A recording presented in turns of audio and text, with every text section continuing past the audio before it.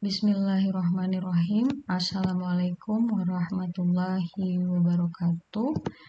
Salam sehat selalu untuk teman-teman semua.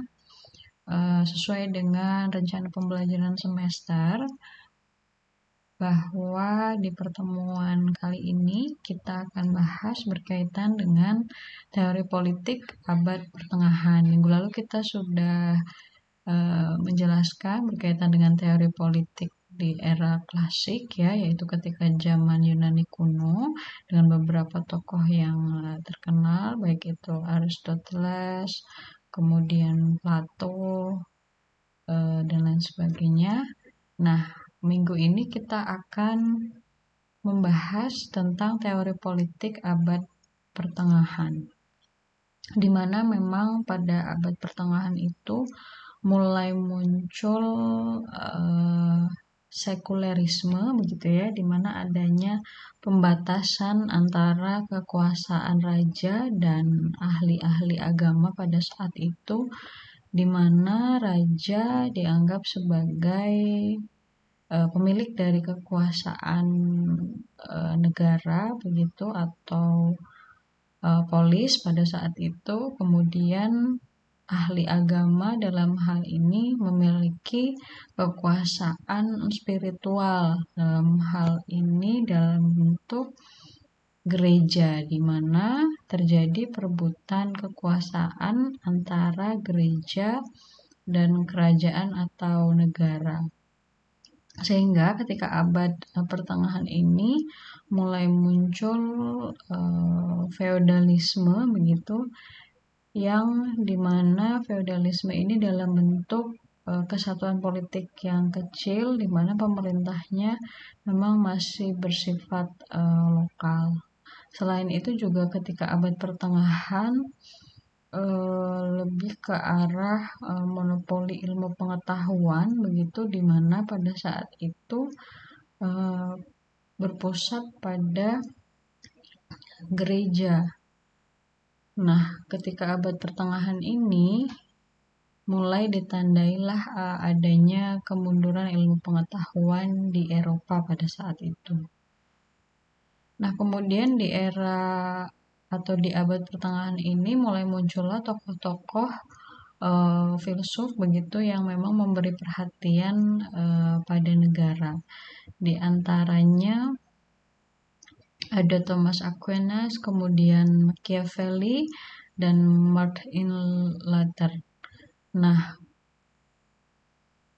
kita akan bahas satu persatu beberapa tokoh yang memang muncul di abad pertengahan berkaitan dengan teori-teori politik yang digagasnya. Dimana yang pertama adalah Thomas Aquinas, di mana Thomas Aquinas ini memiliki latar belakang yang memang ketika itu sedang terjadi perubahan besar, begitu ya, yang ditandai dengan adanya disintegrasi ekonomi dan juga intrik politik. Tentu ini berkaitan dengan masalah internal, begitu ya, yang ada di eranya pada saat itu antar negara kota. Kemudian selain itu juga disintegrasi ekonomi dan intrik politik ini juga terjadi pada bangsa-bangsa yang memang sedang bangkit pada saat itu, serta adanya pengaruh gereja yang begitu kuat, seperti yang tadi sudah saya paparkan di awal ya. Nah, kemudian latar belakang dari pemikiran Thomas Aquinas juga, di mana orang tuanya adalah seorang bangsawan kecil yang memang sudah mempersiapkan putranya itu untuk lebih dini memang mempersiapkan kehidupan religiusnya, di mana pada saat itu Thomas Aquinas kemudian dikirim oleh orang tuanya untuk belajar dengan para pendeta ketika usianya masih sangat dini, gitu ya, di usia 5 tahun.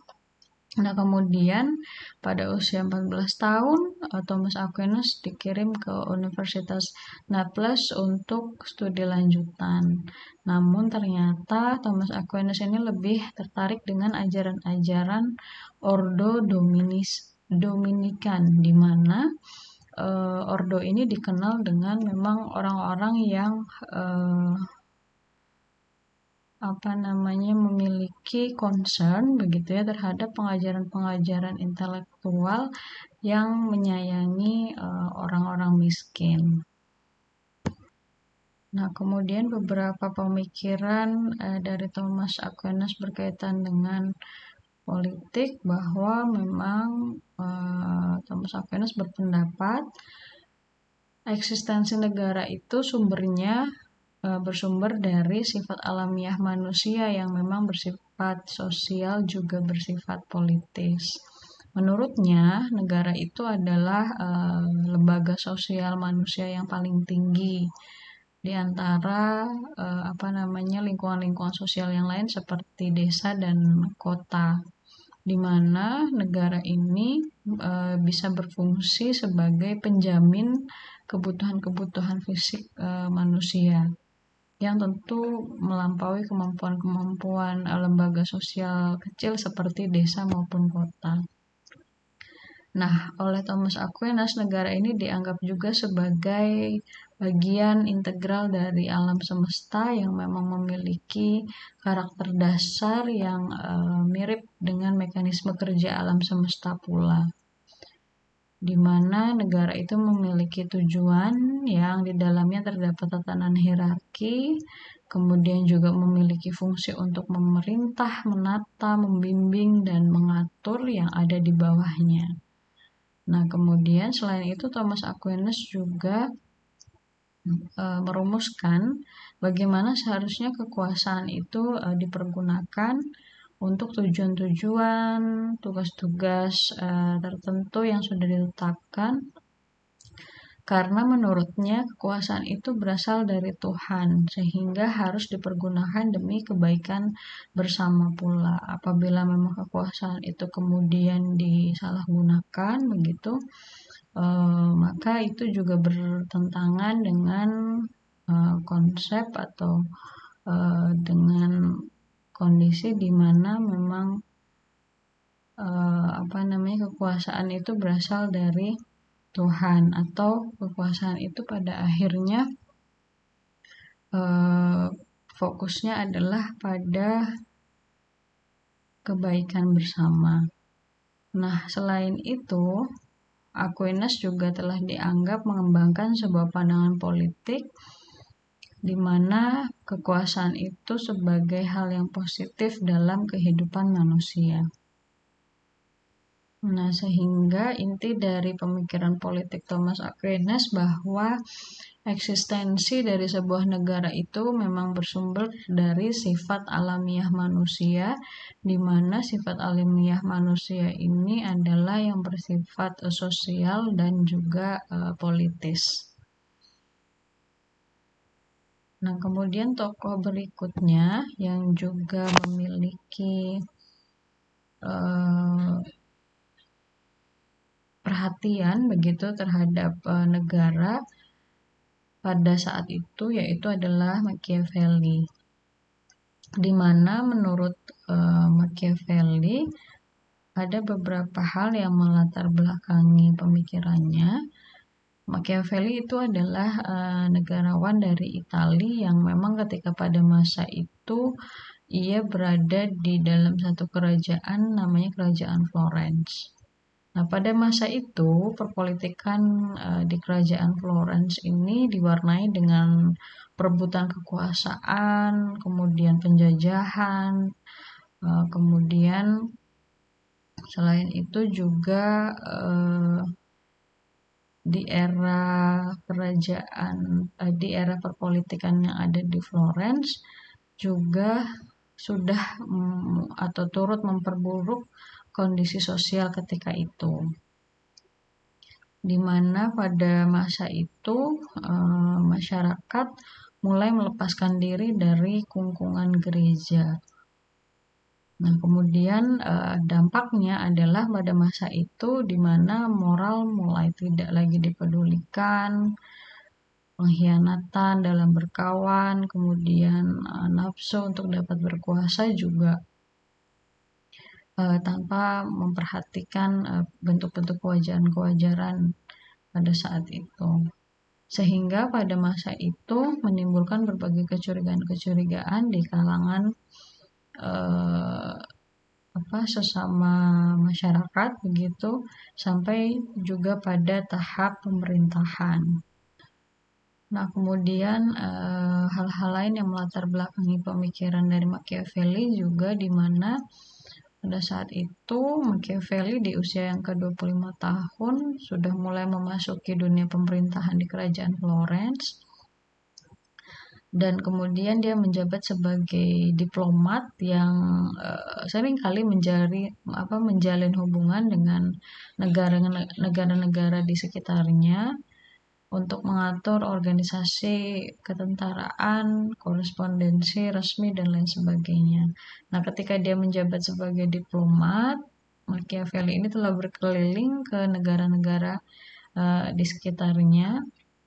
Kemudian dia memperoleh pengalaman begitu mengenai fenomena-fenomena politik yang dia temui selama dia berinteraksi dengan diplomat-diplomat lain yang ada di negara-negara sekitarnya. Kemudian dengan kecerdasannya, Machiavelli ini dapat secara tepat menentukan berbagai kekuatan maupun kelemahan dari lawannya dalam segala situasi. Nah, Machiavelli kemudian pada akhirnya menyimpulkan bahwa kekuatan dan muslihat itu selalu digunakan dalam praktik-praktik politik di negara-negara yang sudah ia kunjungi.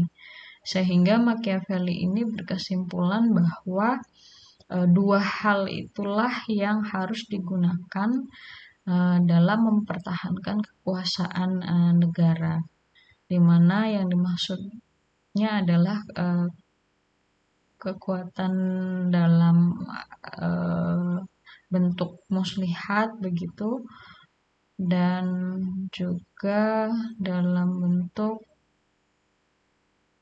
kekuatan untuk mempertahankan kekuasaan bagaimanapun caranya begitu.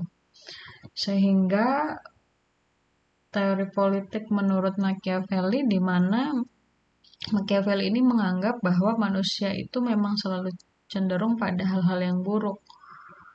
Sehingga penguasa juga dalam hal ini negara harus mahir untuk bisa menjaga agar kekuasaannya itu bisa terus berjalan secara efektif dan dapat bertahan lama. Menurutnya, bagaimanapun bentuknya, bagaimanapun bentuk perilakunya, entah itu tindakan penipuan, kebohongan, kekerasan, itu menurutnya bisa dibenarkan asal tujuannya adalah untuk kepentingan negara atau kemakmuran negara. Dia menyimpulkan karena pengalamannya tadi berinteraksi dengan berbagai negara, bahwa menurutnya kekuatan dan muslihat itu selalu digunakan dalam praktik-praktik politik di negara-negara yang memang kemudian dia pernah berinteraksi. Nah, titik penekanan teori politik Machiavelli ini menekankan bahwa negara itu harus memiliki angkatan perang yang tangguh dan loyal jika negara itu ingin bertahan lama. Menurut Machiavelli, tidak ada perdamaian tanpa persiapan untuk perang. Nah, menurutnya juga etika itu tidak diperlukan dalam politik karena akan memperlemah negara.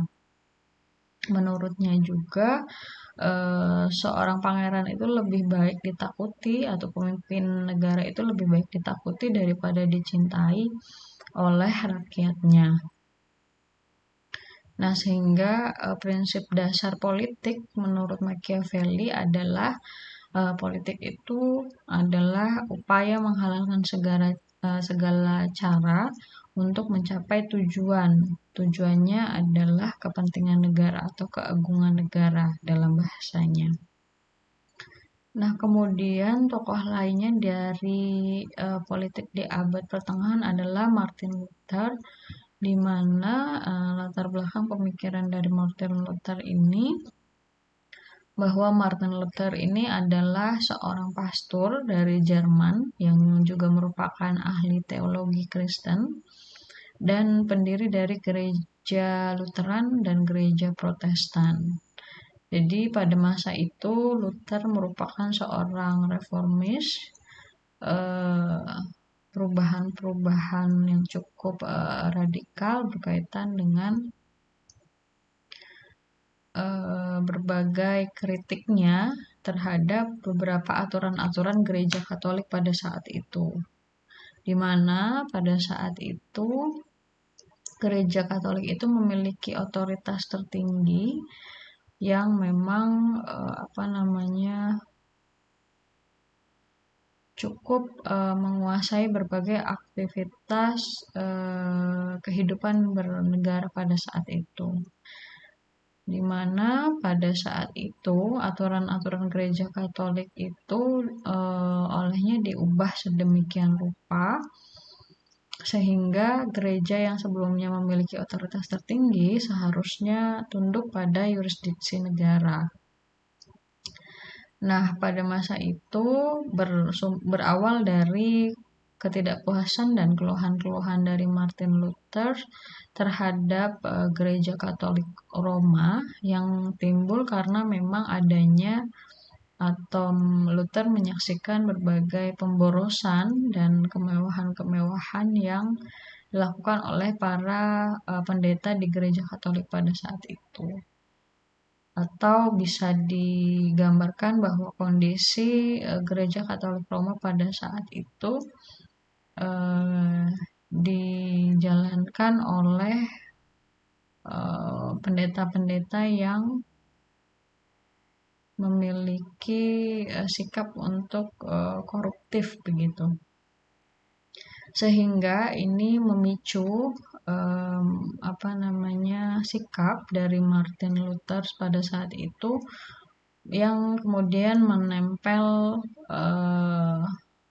95 pokok sikap di pintu gerbang gereja sebagai bentuk dari penolakan begitu ya, penolakan terhadap kemewahan hidup gereja secara umum.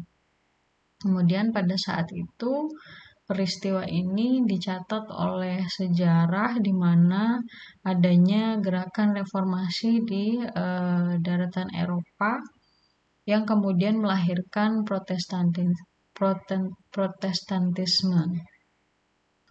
Nah, menurutnya pada saat itu Luther melihat adanya doktrinasi agama yang dilakukan oleh gereja Romawi itu sudah terlalu mengekang humanisme politis, sehingga kemudian menghasilkan adanya gelombang Protestanisme yang berkembang di wilayah Eropa Barat. Hal itu merupakan bentuk-bentuk dari ekspresi di mana dalam realitas sosial kontestasi ini merebutkan material-material maupun kapital sebagai wujud kebebasan dari manusia.